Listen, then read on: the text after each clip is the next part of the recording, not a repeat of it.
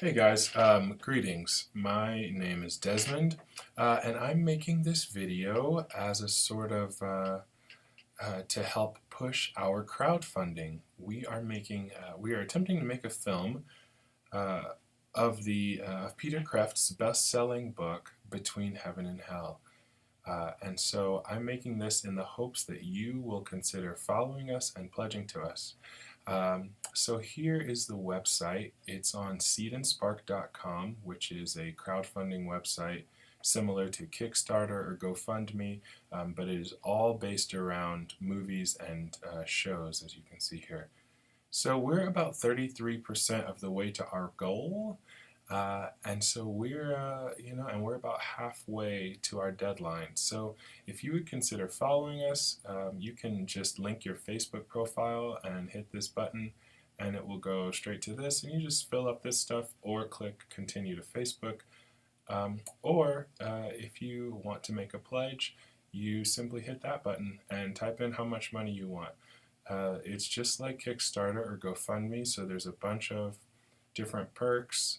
If you want to have a digital copy of the film or the film and the soundtrack, we can send you a USB, like a flash drive that has a bunch of pictures and things from the filming and script and things like that. So there's a bunch of different stuff. You can be a producer, you can get a signed book, yeah, etc., etc. So making this video in the hopes that you will consider following our crowdfunding rally, and more importantly, if you would support us by making a pledge, we would really appreciate it.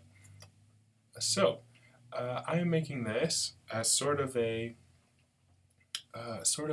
theme suite, I guess, just experimenting with some different stuff. So the book is based around the idea that on the same day in 1963, JFK, Aldous Huxley, and C.S. Lewis all died at the same time. And so this book takes a hypothetical viewpoint of what if they all met in some afterlife beyond death, as if they all showed up at the same time, and they sort of talk about different philosophies. So obviously the book is very heady. There's a lot of philosophical stuff going on, but I think it's very interesting. I've actually read it a few different times throughout this whole process, and I think it's a really cool concept. So I just want to kind of make some videos like this, and I think it would be really cool to just document the whole process of the score. And so right now we're in the crowdfunding stage, like we are at the very, very beginning. And so this is just me kind of brainstorming some ideas.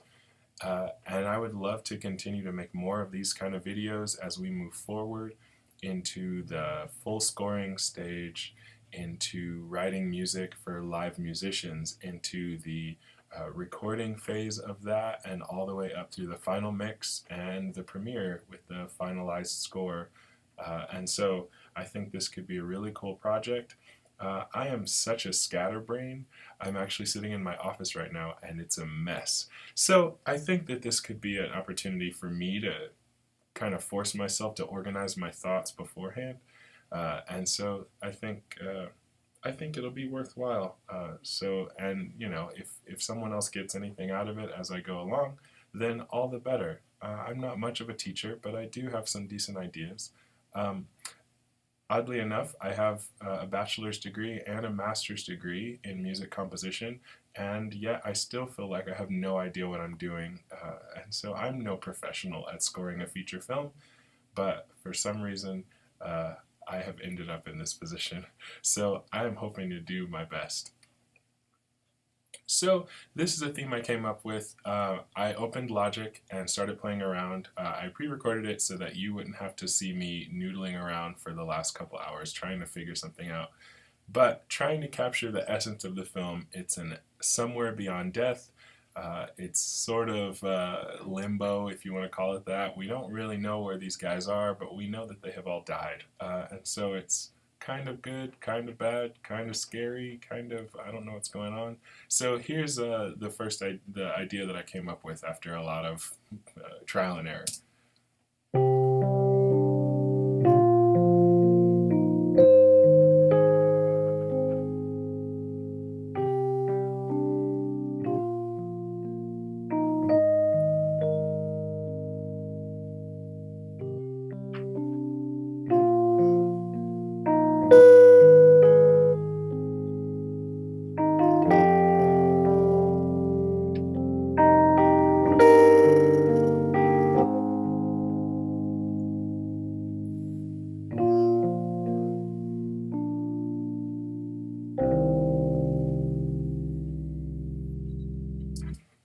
that's the first idea.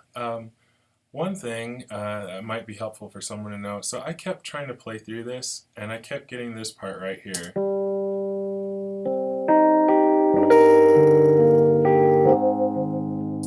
And when I was playing it with the metronome, it just kept feeling so weird.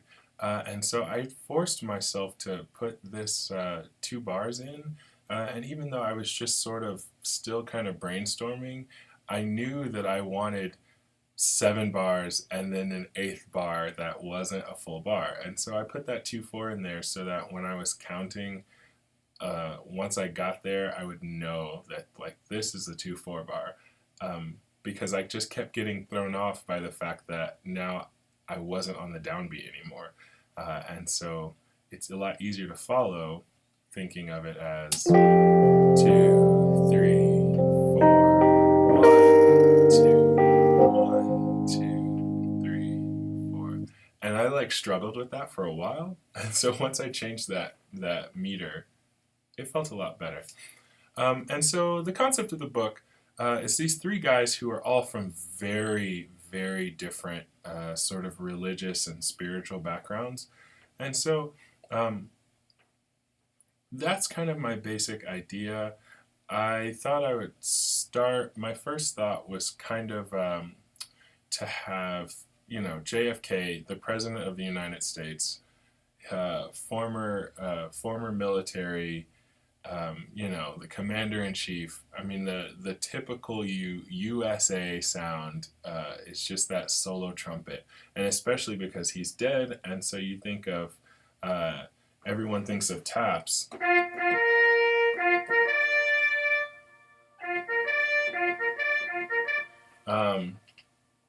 So I just thought I have to have a solo trumpet. So here's that melody from the electric piano part, just kind of put into really crappy trumpet patch from Logic. Logic doesn't have a solo trumpet, so this is the best I got because I just wanted to do this pretty quickly.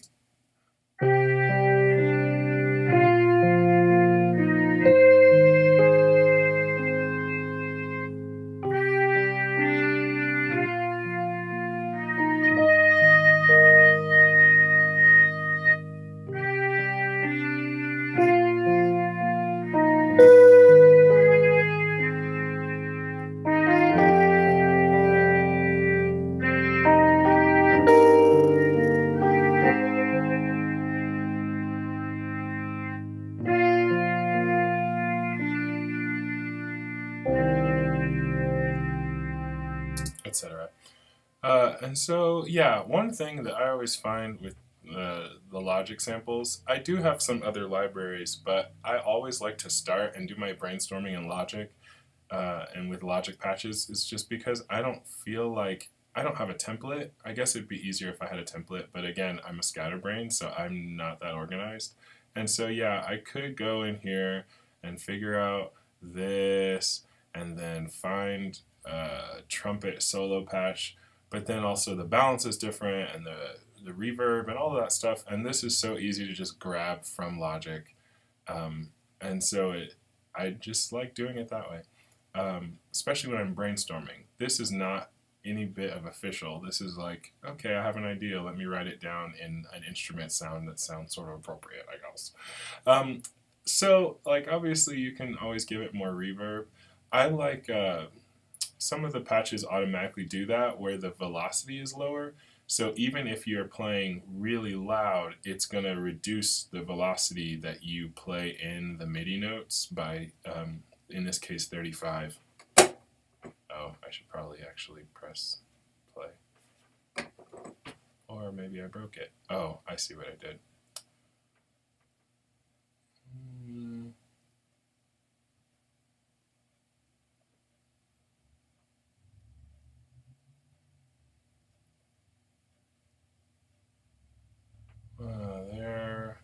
There, and trumpet, whatever.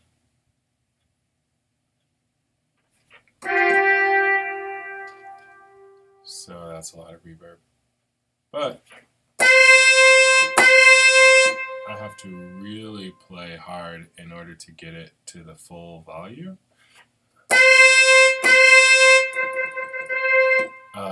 And so with this, it's just a little easier um, as I go because I'm heavy-handed. And so it just makes it a little simpler to, I guess, keep the MIDI under control, keep the touch sensitivity under control.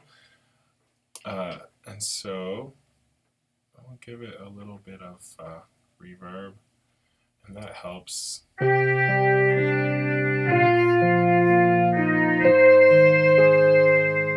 down the main signal a little bit. And so sometimes these buses work well, but the buses are more useful if you just have a direct signal that sounds good in the first place, because it's not removing any of your direct signal unless you lower the volume. So when you're sending the bus, you're sending a certain amount of this signal duplicated to this reverb over here. And so if this is at 0, that means 100% of this original sound is still playing, but then I'm sending an additional 10%. So if I'm playing this, and if I turn this all the way up, that just means that, so you can see how it's starting to overpower. That means I'm basically doubled the sound of this instrument. So a lot of times if you're going to increase the bus, you have to reduce this fader. So the other way to do it, which is more computer intensive, but I prefer it this way, is, if you do something like that, I'll turn that bus off, turn that bus off. So Logic's Silverburb is pretty good. I like it. But this way, you see how this says dry is 70% and the wet is 30%. So now total, we have 100% of a signal. So you can have a little more control here over the volume overall. So if you do that, so when you're sending the bus, it's like you're taking this and saying, I want a little more reverb, a little more reverb. And so now you're at 120% and rising. So this lets you just kind of keep a better watch on what's your volume levels. And so if it's a larger room and it's pretty reflective, and I'm in the middle of a patch.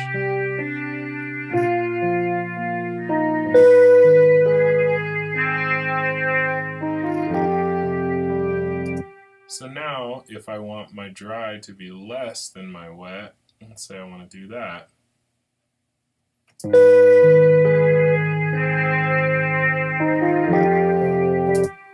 So anyway, that's that.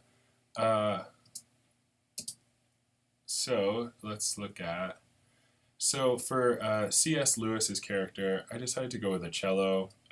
He's British, so is Aldous Huxley. But he, he's one of like the paragons of Christian philosophy. He's written so many books that are about the Christian life and the Christian seeking of knowledge for God, etc. And so he's really dear to the Christian community. But just a cello felt right. I mean, if you think of like Lion, the Witch, and the Wardrobe, or any of those books, I don't know. It just felt like, okay, cool.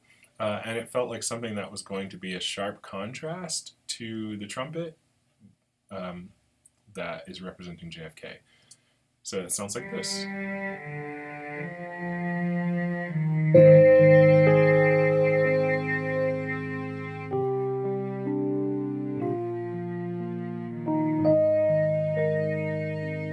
So again, that's a default Logic patch.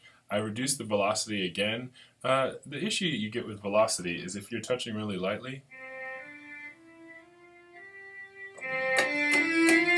so it's easy to get a line that isn't even because your velocity isn't even.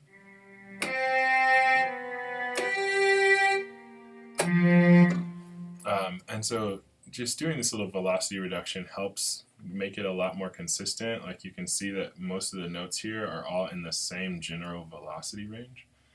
But it's still default. But it does get softer. So with that, it's easy to just compress it a little bit. And you want to reduce the threshold. I can explain this more later.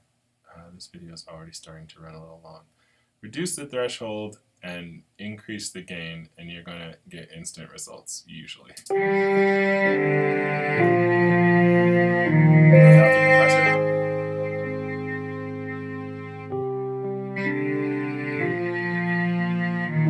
So it increases the volume, but it allows you to keep the consistency of the lower velocity. Because I could go in and increase all those, and then it'll sound something like this.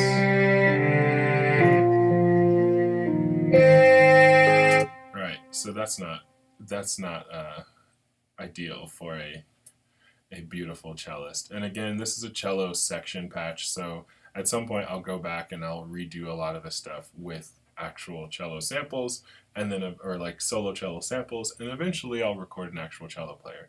And so my last thought for Aldous Huxley, he he died on LSD in his Hollywood home because he wanted to go out with a bang, I guess.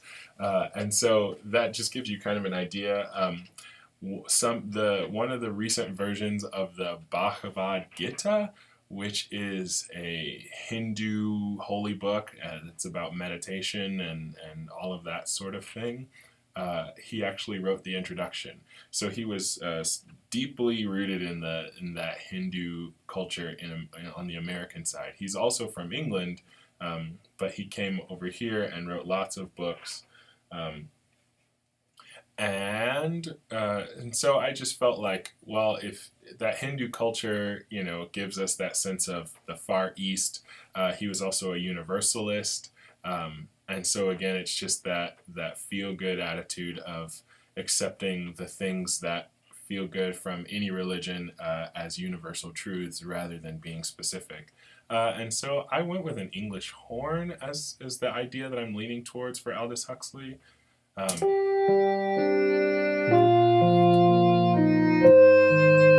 going to throw that compressor on so that it gives us a little more. What I'm also going to do is take this same compressor, and instead of messing around with it, I'm just going to copy it here, and then I'm going to come up here and open this compressor, and I'm going to paste it. So that way, if I figured it out for one instrument, I already have a starting point for a different instrument. And that's probably not the best way to do it, but it works for me, so that's how I'm going to do it. It's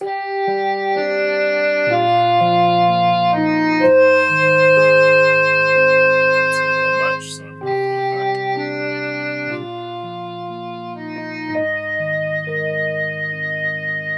Logic actually has a solo English horn sample, which is kind of nice because it's actually got like vibrato and decently legato lines.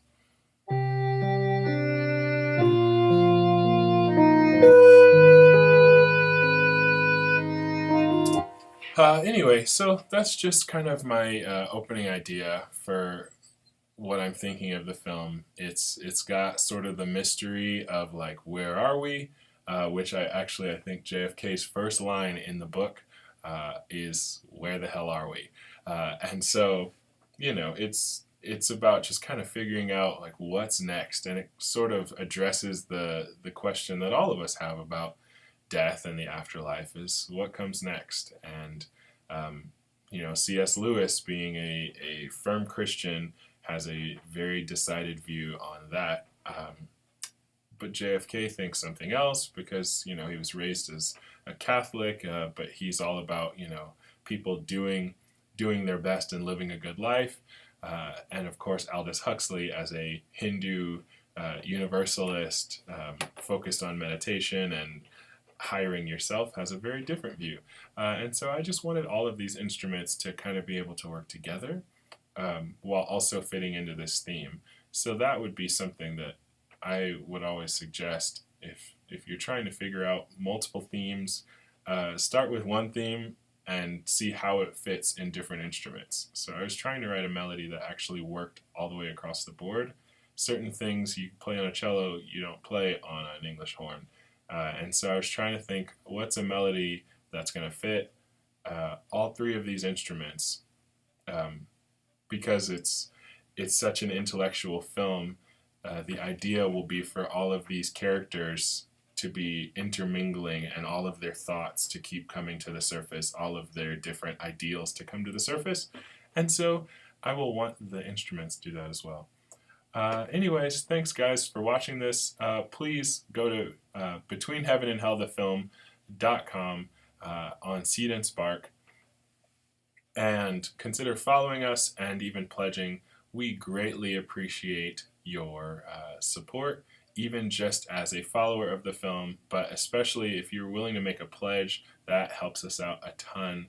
Again, we're 33% of the way to our goal. We're only halfway there.